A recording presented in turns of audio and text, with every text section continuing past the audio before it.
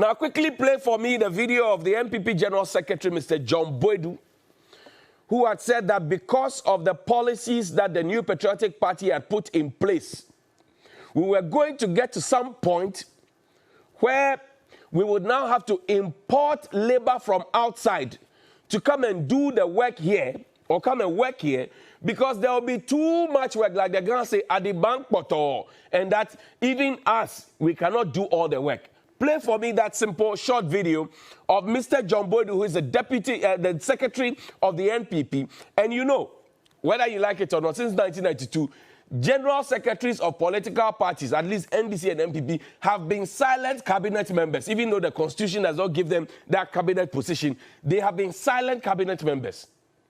So take a look at the video. Na say Juma asam na yeka New Patriotic Party programs are ye diegu hono ebedu baby no ye be kran gofo afiama no ne no ma be ye Juma Ghana ye nim say mo na mo bua ye na ye Juma no. There is no way NPP aban ye betena ho na ye yi ye ni ato nchen efi say ye nim say ye be san ba mo hobi. That's Mr. John Boydu. He's the NPP's general secretary. He's the leader of the party. Very, very important member of the NPP. The NPP is in government. He has been in government since 2017. We are in 2021. You heard him. He said because of the good policies that have been put in place, it will get to a time. For those of you who are deficient in tree, my tree is deficient too, but I understood this one. It will get to a time where we'll have to import labor to come and do the work, or to come and work here. Now, the question is, so where are the jobs? Integrity needs no defense. If you have integrity, it needs no defense. Where are the jobs?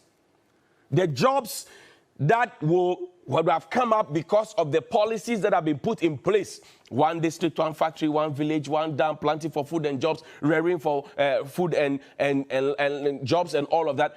Now, all those policies that have been put in place, because those were the ones he was referring to. Question is, where are the jobs? And don't start telling me about comparing this administration with the previous administration. So they did 13, you are doing 15, so you are doing better. That's not, you call them incompetent. Hello? You call them incompetent. So you cannot be comparing yourself to the incompetent standard. You cannot go to school in a class of 35, you are 34, and they ask you, say, oh, even Ima was 35th, so if I'm 34th, it's okay. That's mediocre. Where are the jobs? Where are the jobs? Now we're being told that, oh, government payroll is a choke. Government payroll, a choke. That's what we're being told. Government payroll is full. And I've seen party communicators trying to explain away what they think should be a certain context for what the finance minister said. The finance minister speaks English. He went to an Ivy League university.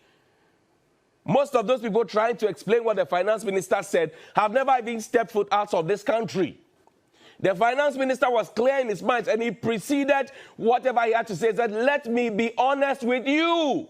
He spoke his honest truth. And this is a finance minister who quotes the Bible even in Parliament, wears white. So he was being honest. I want to believe him. He's the man who sees a balance sheet. He's the man who does all the payments. This is our finance minister. And he says, let me be honest with you. The government payroll is choked.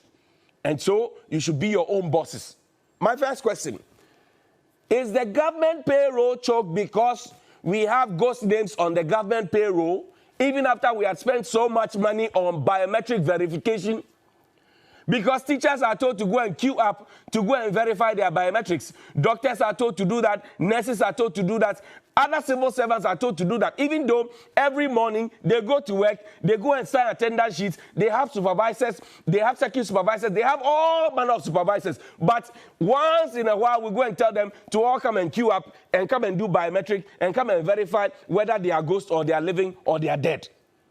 Now, if we have spent all these monies to do biometric verification of our workforce, how is it that now we come and say that the payroll is choked? Has it been inundated with ghost names? 2, there is a duplicity of roles. Duplicity, multiplicity of the duplicity of roles. There are civil servants who are public relations officers. For example, this is just one example.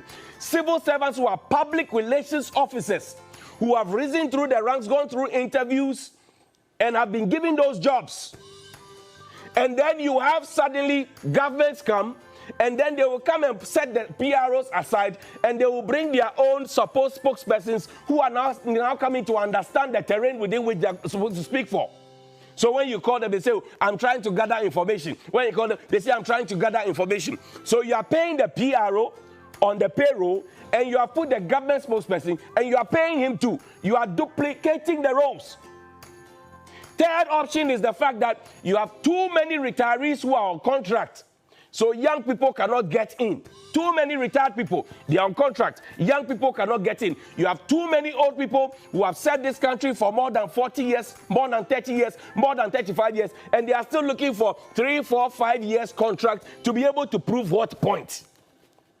So when you tell me that the payroll is choked, when you promise that you will give me a permanent job as a NAPCO beneficiary, and then I go and vote for you because you promised me and I believed you, then you come back and you say, oh, we are working on giving you permanency. And that you even quote figures of the permanency you are going to give me. And then you come back to say, oh, and when I tell you fix the country, and part of my demands for fixing the country is that we need jobs. Then you say, shut up, fix yourself. Then you come back later to say, oh, I am fixing the country. I say, okay, no problem. Then you come back now to come and tell me that the payroll is choked and you have to be your own boss. Question I ask is this: can there be any fruitful capitalism without capital? This morning, there's somebody who has a great business idea, a young person. Which of the banks is he going to go and collect capital?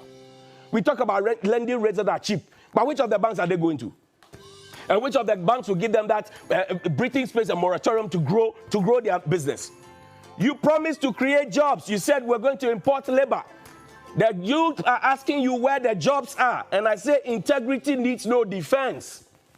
This morning, the young people, and you see, Dr. Anyas of NAPCO is quiet. Dr. Anyas of NAPCO is quiet. We were happy mentioning, oh, 100,000 beneficiaries of NAPCO, 100,000 beneficiaries of NAPCO. Now the NAPCO people are asking you to give them the permanency you promised them because NAPCO is ending 3 years in October, by the close of October, 31st October. And here we are. Everybody's quiet. Nobody wants to be speaking. And you say, be your own boss. I thought you said you were fixing the economy. I thought you said you were fixing the country. We told you to fix the country. You said, shut up, we are fixing it. Now we are asking you where you are fixing so that we can also invite our relatives out there to come and do the work that are there. Good morning.